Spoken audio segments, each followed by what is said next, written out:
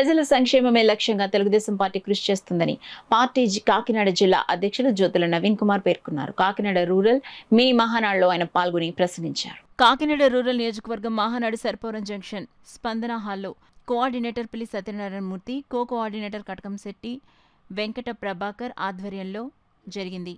ఈ కార్యక్రమంలో ముఖ్య అతిథిగా ఎమ్మెల్సీ పేరాబత్తుల రాజశేఖర్, తెలుగుదేశం పార్టీ జిల్లా అధ్యక్షుడు జ్యోతుల నవీన్, రాష్ట్ర సెట్టిబెల్జ కార్పొరేషన్ చైర్మన్ కుడుపూడి చిట్టిబాబు, మాజీ ఎమ్మెల్యే పిల్లి అనంతలక్ష్మి, టీడీపీ సీనియర్ నాయకులు చిక్కాల దొరబాబు, టీడీపీ సీనియర్ నాయకులు వాసిరెడ్డి యేసుదాసు, కాకినాడ రూరల్ మాజీ ఎంపీటీసీలు, సర్పంచ్లు, టీడీపీ మహిళా నాయకులు అధిక సంఖ్యలో పాల్గొన్నారు. ఈ నెల 27, 28, 29 తేదీల్లో కడపలో జరిగే మహానాడు కార్యక్రమంలో పాల్గొని విజయవంతం చేయాలని కోరారు.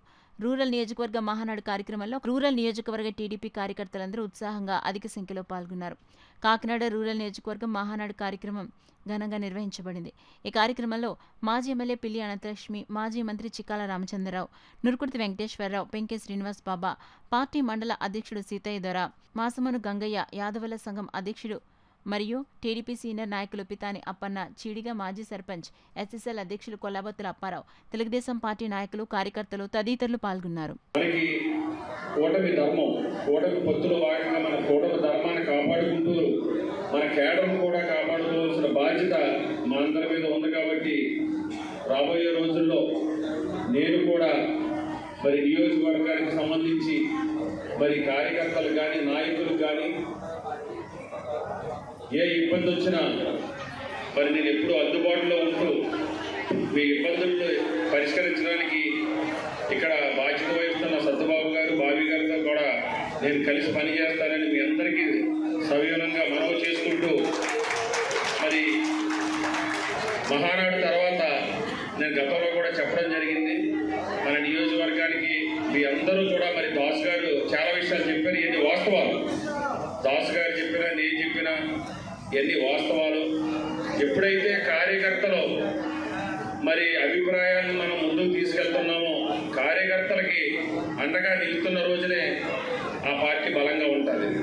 తెలియదంటే ఈ రోజు కూడా అది ఒక మన పరిస్థితి జరిగితే ఎప్పుడు కూడా ఓడించి పరిస్థితి కనపడలేదు. ఆ కార్యకర్తలందరూ కూడా కేసీఆర్ దగ్గరికి, హరీష్ దగ్గరికి, కేటీఆర్ దగ్గరికి పోయారు. మన కార్యకర్తలు అవ్వచ్చు, వేరే పొత్తు ఉన్నప్పుడు పోతే ఇప్పుడు రమ్మంటే ఎవడొస్తాడు, నేను వెళ్ళిపోతానండి ఎవరి దగ్గర మళ్ళీ రావాలంటే వచ్చి పరిస్థితి ఉండదు.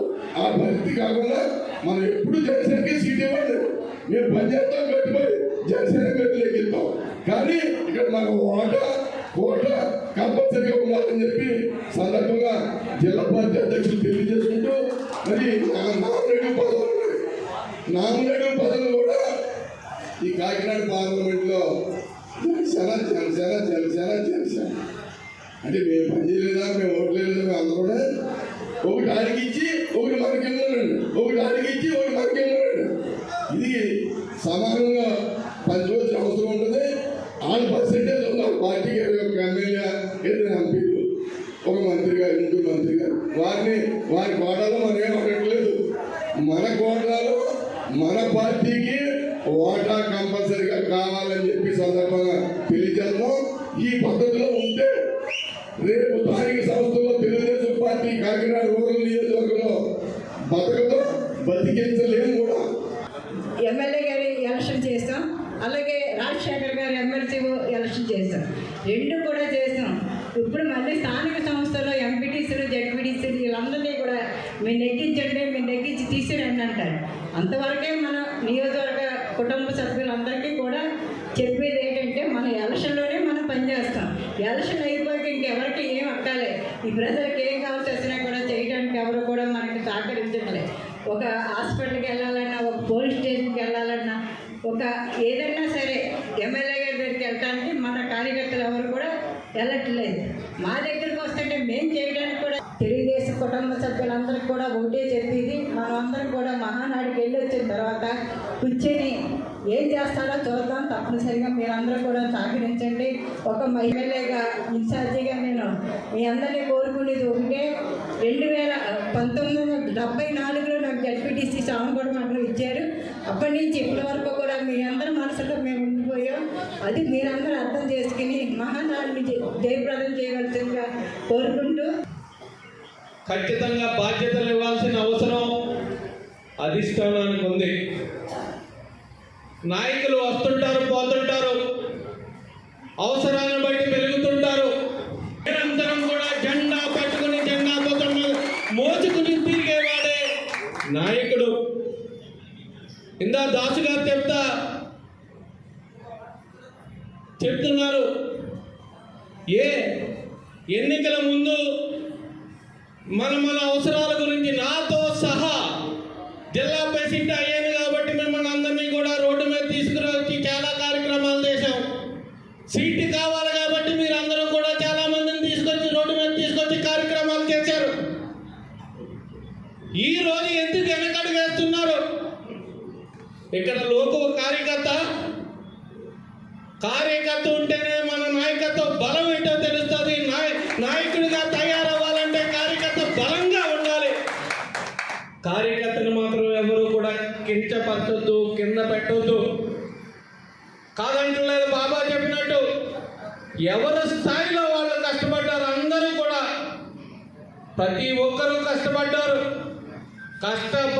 కాబట్టి ఈరోజు రూరల్ నియోజకవర్గంలో జనసేనకి వెళ్ళినా సరే రాష్ట్రంలో ఎక్కడా లేనంత మెజార్టీని ఇక్కడ ఇచ్చారు అంటే తెలుగుదేశం పార్టీ కార్యకర్త కూడా కష్టపడ్డారు కాబట్టి.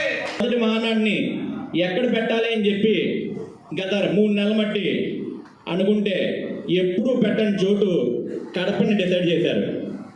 కడపని ఎందుకు డిసైడ్ చేశారంటే ఈరోజు కడప జిల్లాను కూడా మనం మ్యాక్సిమం కైవసం చేసుకుని తెలుగుదేశం గడ్డ అని చెప్పి నిరూపించుకున్నందుకు దానికి ఈరోజు కడపని మనం సెలెక్ట్ చేసుకుని కడపలో కూడా మా సత్తా ఉంది అని చెప్పి నిరూపించుకోవడానికి మనం కడపని సెలెక్ట్ చేసుకోవడం జరిగింది.